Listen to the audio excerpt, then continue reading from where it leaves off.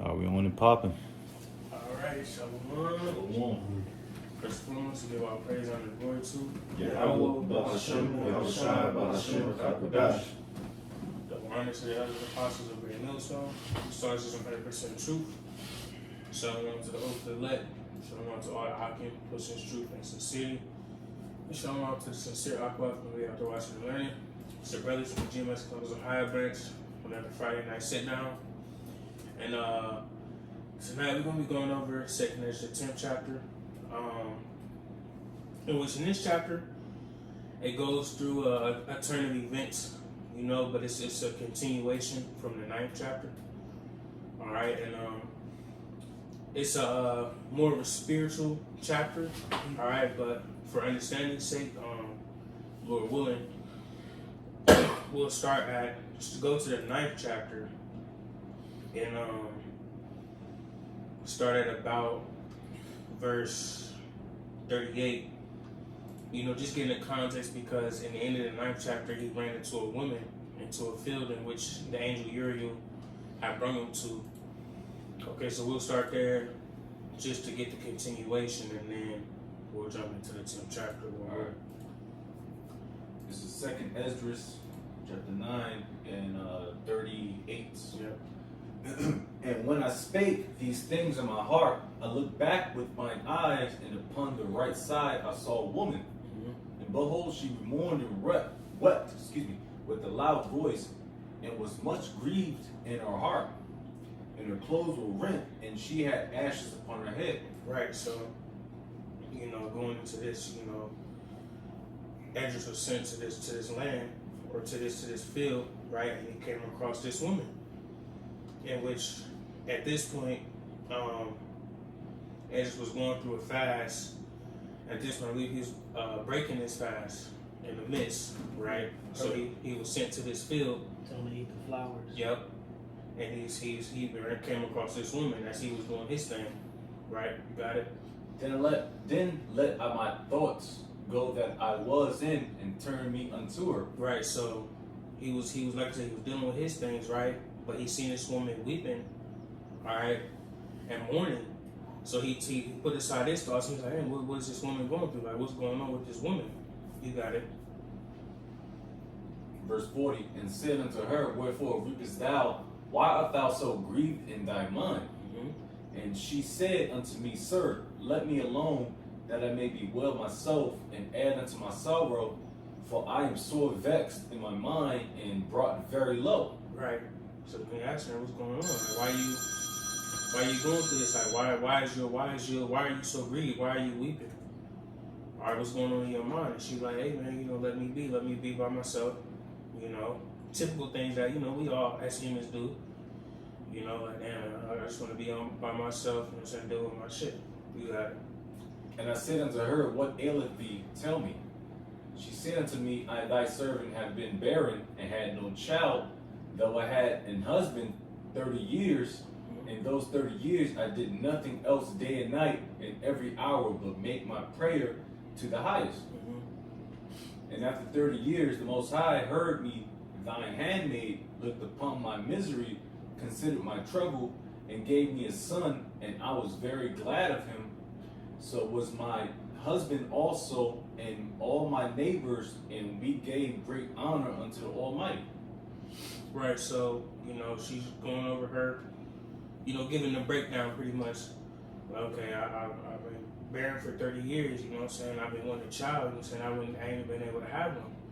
So I'm crying out to the Lord to give me a child, and she finally received one, right? And I nourished him with great travail. So when he grew up and came to the time that he should have a wife, I made a feast. Right, and that's the end of the chapter, you know, so understanding, he came to this, he seen this woman in the field in the midst of his ongoing, right, breaking his fast, etc. And she gave him the breakdown, and now you can jump to the 10th chapter. Yep. 2nd Ezra chapter 10 at the top. And it came to pass that when my son was entered into his wedding chamber, he fell down and died. Right, so that's pretty much, you know what I'm saying, ultimately what she's weeping about, what she's bewailing about. You know, she prayed for this child, you know, been bearing all these years, and she had him, they had a wedding, and sure enough, he dies. See? Read. Yep. Then we all overthrew the lights, and all my neighbors rose up to comfort me. So I took my rest unto the second day at night. And it came to pass when they had all left off to comfort me to the end I might be quiet, then I rose up by night and fled and came hither into this field as thou seest.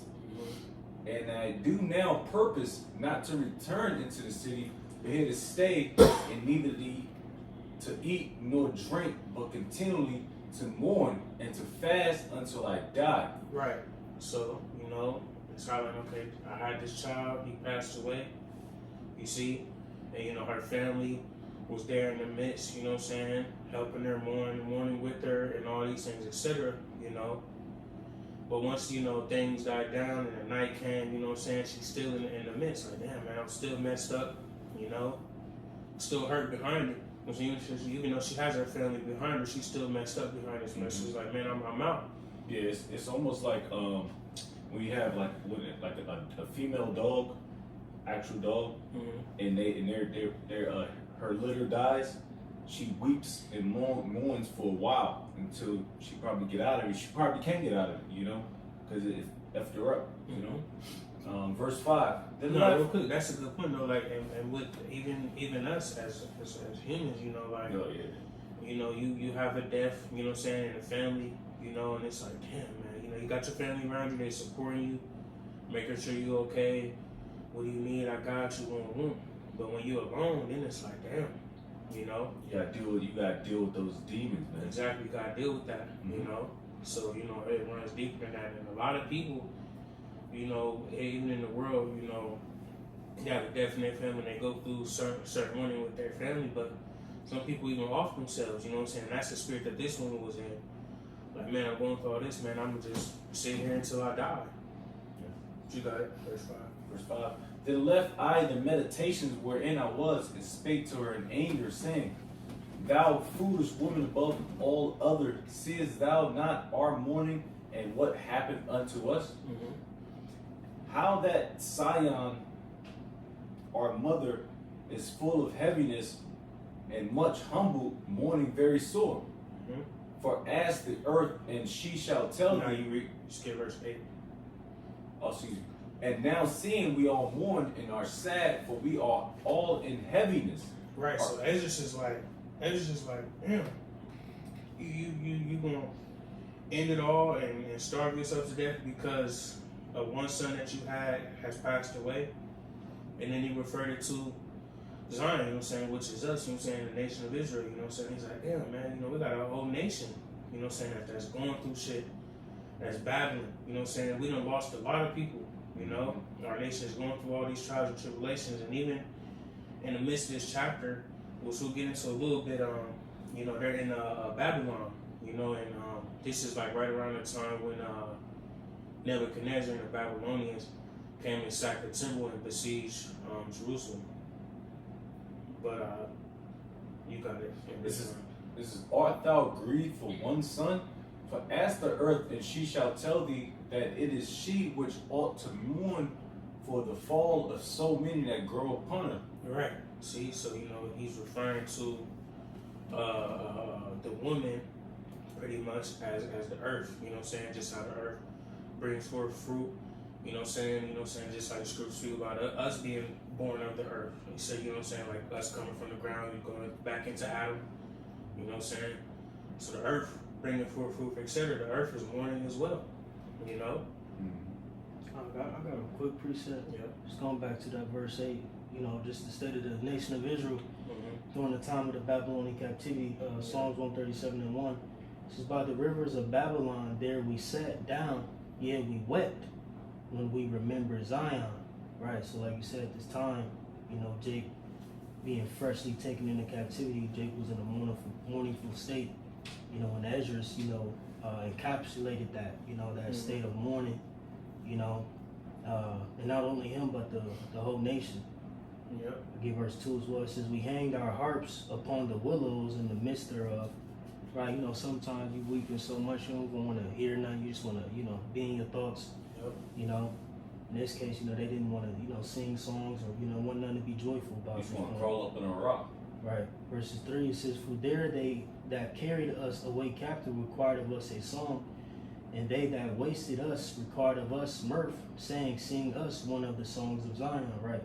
You think about like during slavery, when you know, Esau had us on the boats, you know, they'll, you know, whip out our feet, shit like that, to try to have us, you know, sing a song or dance or, you know, or be jolly. You know what I'm saying?